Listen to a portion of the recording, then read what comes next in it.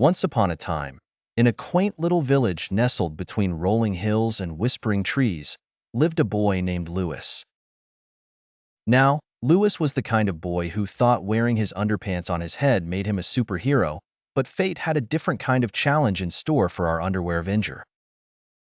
One sweltering afternoon, while the villagers were busy contemplating the philosophical importance of their midday naps, an enormous fire erupted in the nearby forest.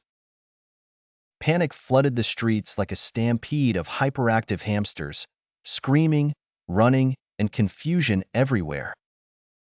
Everyone, except of course, Louis, who was too busy perfecting the art of balancing a spoon on his nose. Suddenly, Mother Nature decided to play a little game called "Let's increase the wind speed to spread the fire faster." Louis's spoon clattered to the ground, and he perceived the gravity of the situation. He remembered his lessons from school, during which he was mostly doodling superheroes, but some practical life skills like firefighting had managed to sneak into his brain. Without a second thought, or perhaps because he rarely had two thoughts simultaneously, Louis grabbed a bucket of water and ran towards the raging inferno. Seeing a kid running towards a fire with a bucket on his head, the villagers snapped out of their hysteria. They thought, if Louis can do it, with all his unusual headgear, why can't we? Motivated by the improbability of their new leader, they armed themselves with buckets, containers, and anything that could hold water.